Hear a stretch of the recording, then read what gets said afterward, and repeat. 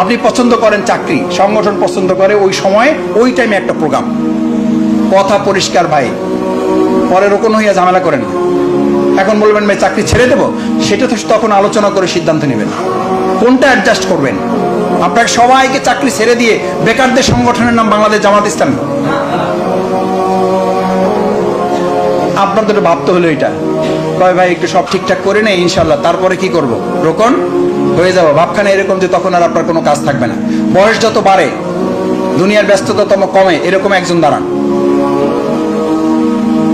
বয়স যত বেড়েছে, ব্যস্ততা তত কমেছে, এরকম একজন এখানে দাঁড়ান।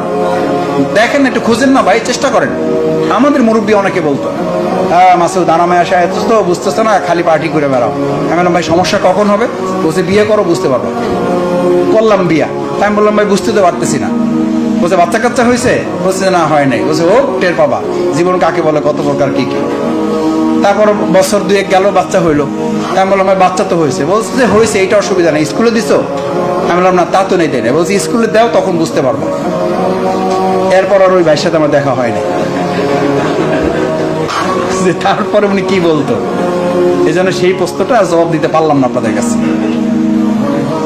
মানুষের মধ্যে এরকম শয়তান থাকবে যারা আপনার ডানে বামে সামনে পিছনে থেকে আপনাকে ভয় দেখিয়ে বলবে জামাত ইসলামের কর্মী হয়ে তোমার এই অবস্থা, খবরদার। এটা জিনদের মধ্য থেকে, এই শয়তান জিনদের মধ্য থেকে, মানুষের। এই কথা আমাদের কার কথা? ফিমা আহিব্বা ওয়া কারিহা, পছন্দ অপছন্দ এখন থেকে, আজকে থেকে, এই মুহূর্ত থেকে, এই ডিসি থেকে, এই জায়গা থেকে বের হওয়ার আগে থেকে পছন্দ অপছন্দের মাপকাঠি আমি না কে?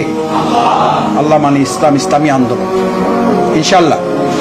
ফিমা আহিব্বা কারিহা, আমার পছন্দ দুনিয়ার সুখ সম্ভব, আর এখন থেকে আমার পছন্দ ইসলামী আন্দোলনে ত্যাগ কোরবানি। পারা যাবে? তাহলে অসুবিধা কি? দুনিয়াটা তো ভোগের জন্য না, দুনিয়াটা কিসের জন্য?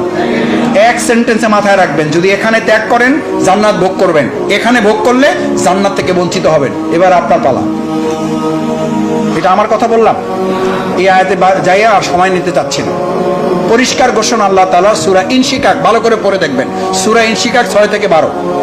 কত? 6 থেকে 12 আল্লাহ তাআলা কোরআনে পরিষ্কার বর্ণনা করেন, ইয়া আইয়ুহাল ইনসান ইন্নাকা কাদিহুন ইলা রাব্বিকা কাদহান ফামুলাকি। মানুষকে আমি সৃষ্টি করছি দুনিয়াতে পরিশ্রমের জন্য, ত্যাগের জন্য, কোরবানির জন্য। সূরা ইনশিকাক 6 থেকে 12।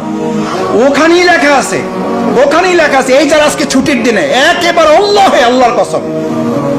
আপনি কি মনে করেন যে আমরা এখানে যারা আছি আমরা কি মানে আসমান থেকে এসে ফেরেশতা হিসেবে আপনাদের সাথে কথা বলি? আমাদের কি স্ত্রীর সমস্যা নাই?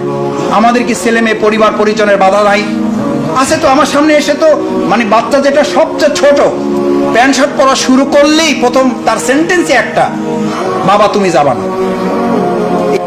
এটা বলছি কেন? এটা একটা প্রাসঙ্গিকতা আছে। এই সূরা ইনশিকাকেরই 6 থেকে 12 আয়াতের মধ্যে আল্লাহ তাআলা আপনাকে জানিয়ে দিয়ে এই পরিস্থিতি মোকাবেলায় আপনাকে সাহস জুগিয়েছেন, সাহস জুগিয়েছেন। ওয়ায়ানকালিবু ইলা আহলিহি মাসরুরা। আল্লাহু আকবার। আমি আমার বউ মোকাবেলা করি এইটা দিয়ে, আমি আমার সন্তানদের মোকাবেলা করি এইটা দিয়ে। এটা অস্ত্র না, এটা আল্লাহর দেওয়া বড় নেয়ামত। যদি আজকে শুক্রবার বউরে সময় না দিয়া, পোলামাইয়ের সময় না দিয়া, পরিবারের সময় না দিয়ে তুমি আমার দিনের জন্য সময় দিয়ে এই যে শূন্যতাটা তৈরি হলো পরিবারে, আমি আল্লাহ তাআলা এই দুনিয়ার শূন্যতাটুকু ওয়ায়ানকালিবু, আমি তোমাদেরকে এক জায়গায় করে দেব, ইলা আহলিহি মাসরুরা, পুরো পরিবারটা আনন্দের সাথে তোমরা জান্নাতে থাকবা।